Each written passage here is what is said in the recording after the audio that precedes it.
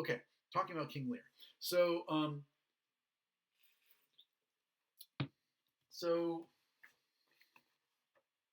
and so I'm going to be talking about the Cordo version of Lear, just because I don't want to kind of make things more complicated for everybody by moving back and forth from folio Cordo to folio and back and forth and so on. Okay, so the play begins. The tragedy begins with some important nobles in Lear's court talking about the fact that Lear has been doing something, and then there's this discussion about Edmund the Bastard. We'll come back to that in a second. And then Lear comes on with this big design. So I want to look at this Act 1, Scene 1, line 35. Okay, so just to kind of make it clear what's happening at this point. So Lear is in front of his court. He's got 3 daughters. His oldest, Goneril, his middle daughter, Regan, his youngest daughter, Cordelia, who is the baby, who he seems to love most and, dotes on and feels the greatest affection for and so on. Goneril is married to a guy called Albany, the Duke of Albany. Regan is married to a guy called Cornwall, the Duke of Cornwall. And Cordelia is not yet married, and she has 2 foreign suitors, right? She's got the King of France, the Duke of Burgundy. They have both been at Lear's court trying to make the case that he should have his daughter marry them, right? And this back to the kind of patriarchal, chauvinistic, using daughters as basically negotiating pieces in dynastic marriages and that kind of thing. I mean, she doesn't have a ton of say in what's going to happen here. And so before he announces who's going to get to marry Cordelia, Lear is going to do something else. And so he brings out this map. And so in front of him, right, at this point, he's got all 3 of his daughters, his 2 sons-in-law, a couple of his, various dukes or whatever. And then he brings out a map. He says, meanwhile, so while they're waiting on, bringing France and Burgundy in, meanwhile, we will express our darker purposes. The map there. Know we have divided in 3 our kingdom, and 'tis our first intent to shake all cares and business of our state, confirming them on younger years. The 2 great princes, France and Burgundy, great rivals in our youngest daughter's love, long in our court have made their amorous sojourn, and here are to be answered. And okay, so we've talked about the idea of the chauvinistic culture and so on, right? That Lear, he doesn't have a son, so he doesn't have a prince who's going to inherit the throne from him, and so instead, he's going to divide the kingdom more or less equally among his 3 daughters, and basically he wants his sons-in-law to know which parts of the kingdom are theirs. That's the first thing that he wants to do, and then in part of doing that, he also wants to be able to tell whichever of the guys is going to get to marry Cordelia what part of the kingdom that person will have some claim on. So that's his second thing. And then, kind of out of the blue, he says, this is the third thing that he does. Tell me, daughters, he says, this is line 43 or so. Tell me, daughters, which of you shall say doth love us most? Which of you shall we say doth love us most? That we our largest bounty may extend, where merit doth most challenge it. Goneril, our eldest born, speak first. So, kind of unexpectedly, Lear says, okay, here's a map. You can see the lines that I have drawn on the map. These are the 3 portions. And now I'm going to have a contest, a game, to see which of my daughters loves me more. And if someone can win this game, maybe I'll give you a larger piece and someone else will get a smaller piece as a result, right? He doesn't frame it in quite those terms, right? But if he gives someone a larger piece, he's going to have to give someone else a smaller piece. It's sort of like one of the things I thought about doing with this lecture today was just kind of gesturing towards how many of the tropes, how many of the kind of dramatic figures Shakespeare has already, we see things in Lear that Shakespeare has already used in various ways in some of the plays that we've been reading together. And so this would be sort of like a version of Hotspur and Glendower having this argument about the map as they're planning that invasion of against Henry IV, and Hotspur saying, I want to kind of move the boundary this way by changing the course of this river and all that kind of stuff. Anyway, so Lear's going to have this contest. Now, how do you win a contest like this, right? And so Goneril starts off with, I love you more than any word could say. And Cordelia says, what? Line 54, what shall Cordelia do? Love and be silent. Like, how am I supposed to participate in something like this? And then Lear, of all these bounds, even from this line to this, with shady forests and wide-skirted meads, we make thee lady. To thine and Albany's issue be this perpetual. What says our second daughter, our dearest Regan, wife to Cornwall, speak? And so Regan, the second daughter, has to, how do I outdo what Goneril has just said? Well, her response is, not only do I love you as much as Goneril says, but I hate everything else, which is something that Goneril hasn't said. So this is a way to kind of try to one-up Goneril. And Cordelia can't figure out, like, what? I mean, what's going on here, right? And so finally, Lear turns to Cordelia. And he says, this is at line 76. What can you say to win a third more opulent than your sisters? Now, he's already given out the two pieces of the kingdom, one to Goneril, one to Regan. So he doesn't have, he has a certain amount that's left, and that's going to go to Cordelia. It's not like he can take away what he's just given to Goneril and Regan to give more to Cordelia. I mean, so this is a kind of a weird, pointless game for him to be running through. And what it points to, and this is the thing that I want to kind of start with, and that's the idea of Lear's, again, I hate using the term tragic flaw, right? But I mean, this is one of the things that really does bring him low. What is his flaw? What's the thing that makes him have problems? And that is that he wants to be flattered. He's vain. And he wants other people to puff him up, right? So he wants Cordelia to come up with something even more obsequious, even more flattering. So Goneril has said, I love you more than anything else. And Regan has said, I love you more than anything else, and I hate everything that's not you. What's Cordelia supposed to say to that, right? And her response is, nothing, my lord. And Lear, how? Nothing can come of nothing. Speak again. Cordelia, unhappy that I am, I cannot heave my heart into my mouth. I love your majesty according to my bond, not more nor less. Lear, go to, mend your speech a little, lest it mar your fortunes. Good my lord, you have begot me, bred me, loved me. I return these duties back as our right fit, obey you, love you, and most honor you. Why have my sisters husbands, if they say they love you all? Happily, when I shall wed, that lord whose hand must take my plight shall carry half my love with him, half my care and duty. Sure, I shall never marry like my sisters, to love my father all. So Cordelia's response is essentially a very kind of modest one, right? It's not, it's not obsequious, it's not over the top, it's not elaborate, it's not rhetorically flowery and whatever. She basically says, look, you're my father, and I love you the way I'm supposed to love my father, right? How does a child love his or her father? According to duty, obedience, and honor, and so on. And that should be enough. And all that other stuff is just wordiness, right? And then she points to the flaw of that, right? Which is to say, how can my sisters claim to love their husbands and love you more than anything else, right? That just doesn't seem logically possible. I shall never marry like my sisters to love my father all. That is not satisfactory, obviously, to Lear, and he loses his temper at this point. He makes a powerful oath. This is like if you're thinking in terms of kind of like folklore tropes and so on, romance tropes. Act 1, Scene 1, line 97. He says, so first of all, he says, he's shocked, right? She was his favorite, right? I mean, you're not supposed to have favorites and whatever, but clearly, Cordelia was the baby. Clearly, Cordelia was the one that he kind of dotes on and so on.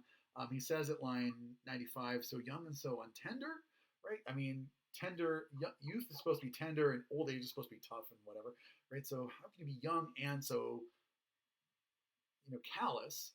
And she says, so young, my lord, and true, right? I'm going to tell the truth. And that's not what Lear wants to hear. He doesn't want to hear the truth. He wants to hear flattery. Well, let it be so. He says, thy truth then shall be thy dower, for by the sacred radiance of the sun, and then here's this kind of long and powerful oath, the mysteries of Hecate and the night by all the operation of the orbs from whom we do exist and cease to be. Here I disclaim all my paternal care, propinquity and property of blood, and as a stranger to my heart and me hold thee from this forever.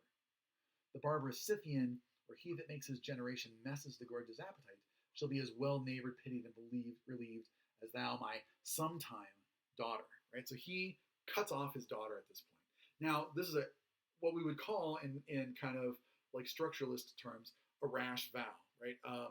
He loses his temper at at Cordelia's lack of flattery, and at this point swears on everything that's holy in this pre-Christian era, and says, enough. I'll never see you as my daughter again. He's almost immediately, not exactly immediately, but very quickly, is going to repent of this vow, but find that he's unable to undo the vow, right? And so the rest of this scene is, partly him like digging in deeper and deeper and deeper into a mistaken choice, a mistaken kind of rash vow, right? He's going to call in France and Burgundy. He's going to say, I had promised that if you married my daughter, I would give you this part of my kingdom. Now I'm giving her nothing. She, in fact, is not my daughter anymore. In fact, I hate her. Would you want to marry her and then become my enemy?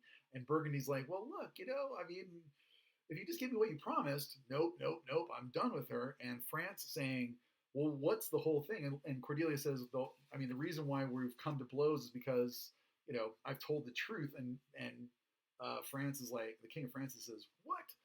Someone who tells the truth, even at the risk of everything, that's obviously the greatest kind of person you should marry. And so, she's going to go and marry the King of France. So that's the first part of what's happening at this point. It also sets us up for, the figure of Kent, right? So Kent, who is, I think of Kent as like maybe the protagonist. He's like kind of my favorite character in this play. He is loyal to Lear, right? He sees Lear. Lear at this point is an old man, and that's one of the issues in the play, right? Is this idea of Lear becoming senile, right? Like losing his grip on things, and versus whether or not he's actually like losing his mind, right? Is he becoming mad, insane, or is he just kind of becoming forgetful, losing some of his sense of his character and so on as he gets older? And it appears that Kent has been with Lear for some amount of time, really respects and loves Lear, and so he is going to try to tell Lear the truth, right? So he sees that Lear is completely overreacting to this, what Lear perceives as an insult from his daughter, and Kent tries to step in and say, look, Lear, you gotta change your mind. I'm going to come back to that I'll forget to come back to this. I'll say it right now. As Kent is trying to kind of intervene for Cordelia,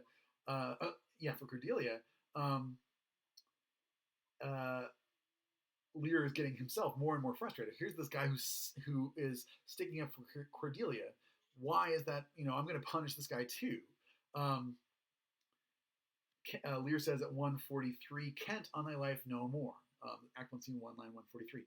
Kent, stop sticking up for Cordelia. And Kent, my life I never have held but as a pawn to wage against thy enemies, nor fear to lose it, thy safety being the motive, right? I know that you're hating me for saying these things, for telling you that you're mistaken here, Lear, but it's for your own good. I love you and am loyal to you, Lear. I'm trying to do you a favor, and I'm going to do it even if it costs me something. Lear, out of my sight, he says at 146. See better, Lear, and let me still retain the true blank of thine eye. Now by Apollo, King, thou swearest thy gods in vain. Vassal, recreant, do kill thy physician. Once again, that same metaphor that we just saw in Macbeth and we saw earlier in Richard II. Kill thy physician, and the fee bestow upon the foul disease. Revoke thy doom, or whilst I can vent clamor from my throat. I'll tell thee, thou dost evil. You're doing the wrong thing here. And then Lear banishes Kent. Hear me on thy allegiance, hear me, since thou hast sought to break us, break our vow, that very powerful oath that he's just taken, which we durst never yet, and with strayed pride to come between our sentence and our power, which our nor our nature nor our place can bear. Our potency made good. Take thy reward. 4 days we allot thee for provision, but you are banished. Anyway, but back a little bit earlier, right? I just want to mention, make sure that I come back to this, but Lear's anger at Kent, out of my sight, and then Kent's response, see better, Lear, right? There's a play there on how you see, on how vision works, right? So Lear literally means, get out of this room so I can't see you. Go away. I don't want to be looking at you. And Kent's response is not, go get your glasses and change your prescription so that you can see more clearly.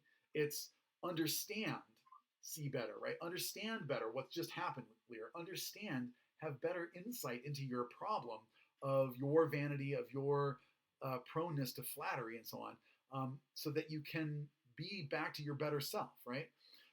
This is going to be a key metaphor for later on in the play. I don't want to kind of give too much away, but we're going to see more references to eyes and eyesight and vision and seeing and understanding and comprehending, all those kinds of, that really mixed in together set of metaphors later in the play. Okay. So Lear, Kent gets banished. Lear is, seems to be. Back to the idea of his flattery. I mean, so what is it that Lear is doing? He's alluded to it in that bit about the fact that he's going to divide the kingdoms, right? He wants to deputize his sons-in-law, his daughters, and his sons-in-law to take over some of the duties of running the kingdom. And then when he's angry at Cordelia, he just says, take that last bit and split it up between the two remaining daughters and their husbands. And he says, this is Act 1, Scene 1, around line 118 or so, right? Let pride, he's calling what Cordelia has said pride. Let pride, which she calls plainness, marry her. I do invest you. Now he's speaking to his daughters and sons-in-law, his two daughters and sons-in-law. I do invest you jointly in my power, preeminence, and all the large effects that troop with majesty. Ourself by monthly course, with reservation of 100 knights, by you to be sustained, shall our abode make with you by due terms. Only we still retain the name and all the additions to a king, the sway, revenue, execution of the rest, beloved sons, be yours. Right. So Lear says, I'm going to hand off the hard stuff, right, making decisions in this kingdom, and I'm going to hand off the revenue that comes with that because I'm not going to need that. And in its place, I want to retain the title. I am still technically King Lear, and people are going to call me Your Majesty and things like this. So he wants his title. He wants the deference that a king would get, and he wants all of the kind of retinue, all the kind of trappings that make him look like a king. But he doesn't necessarily want the responsibility. I mean, that is a kind of, you could look at it as he's retiring, right? He's becoming a pensioner. You could look at it as laziness. But in any case, he's an old man. He's going to hand off, and so technically, right, a king, like the current monarch of England, right? She's been on the throne for 50-something years. So theoretically, a monarch is supposed to be a monarch until they die. But if a monarch lives until they're old and have lost some of their mobility and lost some of their competence and so on, then what are you supposed to do, right? And he's essentially kind of saying, I want to hand off most of the stuff to someone younger with more agility and so on to handle things, but I don't want to be, I don't want to lose all the pleasing aspects of being deferred to, of being honored, of having a title, of having servants and stuff like that. You'll pay for that. You guys pay for the servants, and I'll give up the authority and I'll give up the revenue. Okay. So, again, that also points to vanity, right? It's not that he wants to actually be involved in the day-to-day. He wants just to be perceived as powerful and a king and all that kind of stuff. Okay, now I'm going to take a quick pause here and move to the next point on the outline, but we're going to be talking about Edmund and what's going on in the subplot. So just take one quick second here.